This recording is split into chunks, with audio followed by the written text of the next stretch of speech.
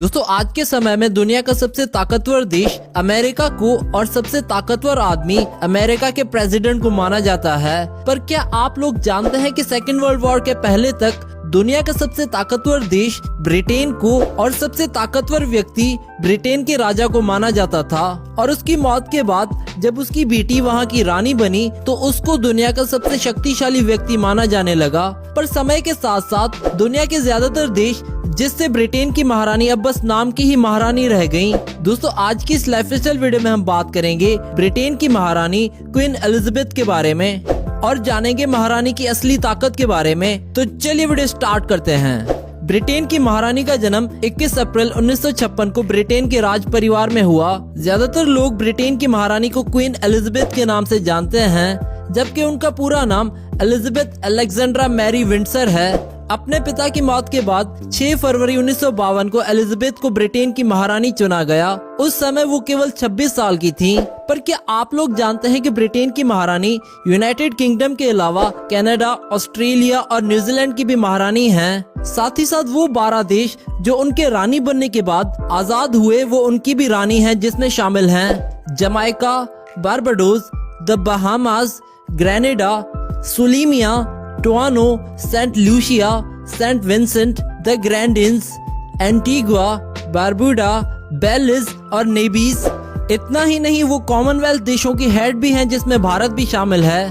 तो आप समझ सकते हैं कि वो केवल यूके की ही नहीं बल्कि दुनिया के बहुत से देशों की आज भी रानी हैं, चाहे वो देश एक डेमोक्रेसी को ही क्यों न चुन चुका हो।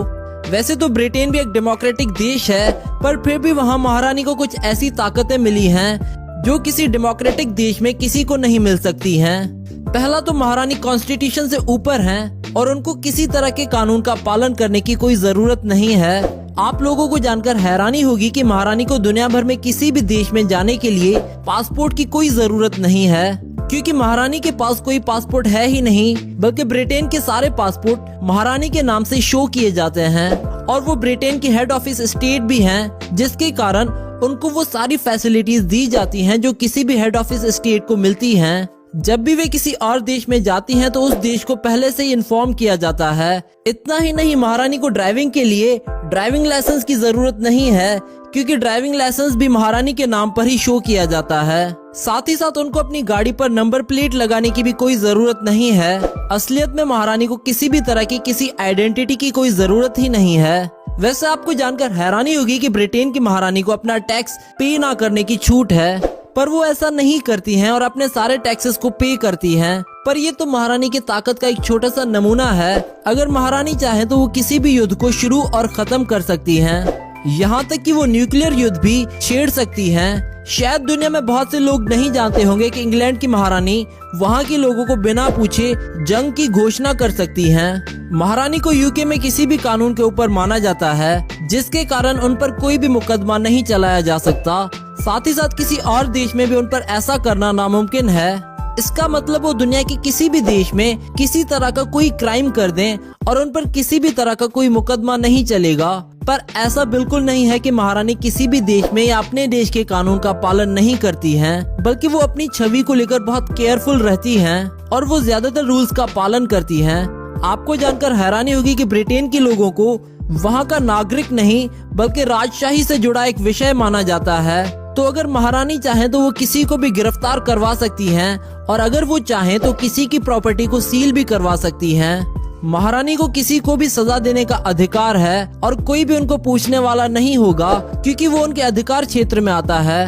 और अगर महारानी के खिलाफ कोई कुछ करना भी चाहे तो वो ऐसा नहीं कर पाएगा, क्योंकि महारानी कानून और संविधान से ऊपर हैं। इतना ही नहीं, अगर ब्रिटेन की सरकार, प्राइम मिनिस्टर या पार्लियामेंट महारानी को रोकना चाहें या फिर उनकी ताकत में कुछ कमी करना चाहें तो वो ऐसा बिल्कुल नहीं कर सकते हैं, क्योंकि महारानी बिना किसी राय के पार्लियामेंट को भंग कर सकती हैं और प्राइम मिनिस्टर को हटाकर अपनी मर्जी से किसी को भी नया प्राइम मिनिस्टर बना सकती हैं। वैसे अब आप सोच रहे होंगे कि महारानी के पास इतनी ताकत आती कहां से है, तो हम आपको बता दें कि महारानी ब्रिटिश आर्मी के कमांडर चीफ भी हैं और वहाँ का हर एक सोल्जर क्राउन की सेवा करने की कसम खाता है और किसी चीज की नहीं। महारानी किसी तरह के कानून को नहीं बनाती हैं, बल्कि वो पार्लियामेंट द्वारा बनाए गए कानून पर लास्ट मोहर लगाती हैं। महारानी चर्च ऑफ इंग्लैंड की हेड भी हैं। महारानी के पास इतनी ताकत होने के बाद भी उन्होंने आज तक कुछ ऐसा नहीं किया है जो उनकी इमेज को पब्लिक में खराब करे। महारानी कभी भी पॉलिटिक्स से सीधे रूप से नहीं जुड़ी होती हैं, पर कोई भी प्रधानमंत्री हो, उनके बहुत से फैसलों के पीछे महारानी का हाथ होता है। और किसी भी देश के साथ ब्रिटेन के कैसे संबंध होंगे, ये महारानी के बेहतरीन छवि के दम पर ही तय किया जाता है। असलियत में ब्रिटेन की महारानी और शाही परिवार की असली ताकत यही है कि वो अपने विचारों को कभी भी सोशल नहीं होने देते हैं और ना ही वो किसी राजनीतिक इवेंट से सीधा जुड़े रहते हैं। और हम आपको बता दें कि महारानी चाहे तो वो ऑस्ट्रेलिया के प्रधानमंत्री को भी हटा सकती हैं और वहाँ की पार्लियामेंट को भी भंग कर सकती हैं। अब चलिए दोस्तों, आपको मिलवाते हैं क्वीन एलिजाबेथ के परिवार से। क्वीन के पिता का नाम है जॉर्ज, क्वीन की माँ का नाम है एलिजाबेथ एंजेला। क्वीन के 6 भाई हैं जिनके नाम है जॉन, डेविड, पैट्रिक, माइकल और अलेक्जेंडर। क्वीन की बहन का नाम है प्रिंस मार्गरेट और इनके पति का नाम है प्रिंस फिलिप। क्वीन के 3 बेटे हैं जिनके नाम है चार्ल्स, एडवर्ड और एंड्रयू। इनकी एक बेटी भी है जिनका नाम है एन।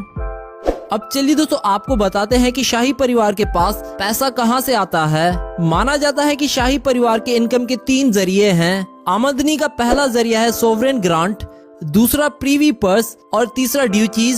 सोवरेन ग्रांट के मुताबिक शाही परिवार ने एक समझौते के तहत अपनी सारी शक्ति और अधिकार यानी क्राउन एस्टेट ब्रिटेन की पार्लियामेंट को सौंप दिए थे। ब्रिटिश सरकार शाही परिवार की क्राउन एस्टेट की शक्ति का उपयोग करके आने वाले मुनाफे यानी कि जो सरकार को मुनाफा होता है उसका 15% हिस्सा हर 2 साल में शाही परिवार को देता है।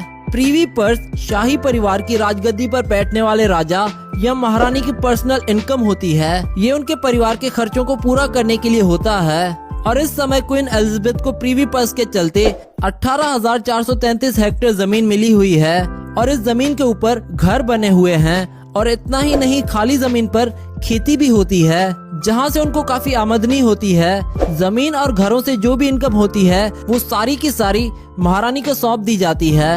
अब बात करते हैं इनकी इनकम के तीसरे जरिए ड्यूचीज की। ब्रिटेन में जब राजतंत्र था तब देश ड्यूचीज में बटा हुआ था जिस पर शाही परिवार का अधिकार होता था। तब से ये फैसिलिटी आज भी जारी है।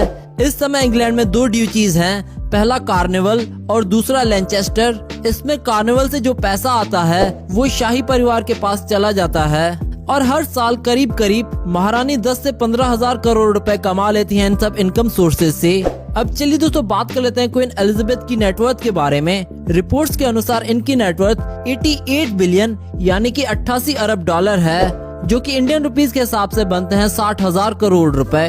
अब चलिए दोस्तों, आपको इनका घर दिखाते हैं। दोस्तों, क्वीन एलिजाबेथ और इनका परिवार बकिंगम पैलेस में रहता है और ये दुनिया का सबसे ज्यादा वैल्यूएबल और महंगा रेजिडेंस है। ये पैलेस सिर्फ और सिर्फ रॉयल फैमिली के रहने के लिए ही बनाया गया है और इसको 1703 में बनाया गया था। बकिंगम पैलेस का कंस्ट्रक्शन साल 1703 में स्टार्ट हुआ था और 1705 में कंप्लीट हुआ, पर बाद में यहाँ बहुत से बदलाव हुए और बहुत से न्यू कंस्ट्रक्शंस वर्क भी करे गए। अगर एरिया की बात करें तो ये पैलेस कुल 77 स्क्वायर मीटर की एरिया में फैला है, यानी बकिंगम पैलेस को 8,28,000 स्क्वायर फीट पर बनाया गया है। बकिंगम पैलेस में टोटल 5 फ्लोर्स हैं और इन 5 फ्लोर्स के लिए पैलेस में 8 लिफ्ट्स लगाए गए हैं। इस पैलेस में एक गार्डन और इंडोर स्विमिंग पूल भी है। यहाँ पर कुल 775 रूम्स हैं, जिनमें 19 स्टेट रूम्स, 52 रॉयल और guest rooms, 180 staff bedrooms, 92 offices और 78 बाथरूम्स हैं। और इस पैलेस में 1000 लोगों का स्टाफ काम करता है। और बकिंगम पैलेस की प्राइस 2021 के हिसाब से बनती है $5 बिलियन, जो कि इंडियन रुपीस के हिसाब से बनते हैं 40,000 करोड़ रुपए। और इन फोटोज और वीडियोस में आप बकिंगम पैलेस की कुछ झलक देख सकते हैं। अब चलिए दोस्तों, बात करते हैं क्वीन एलिजाबेथ की कार्स कलेक्शन के बारे में। इनके पास एक बेंटले स्टेट लिमोजिन कार है जिसकी प्राइस है $15 मिलियन और इंडिया में इसकी कीमत है 12 करोड़ रुपए।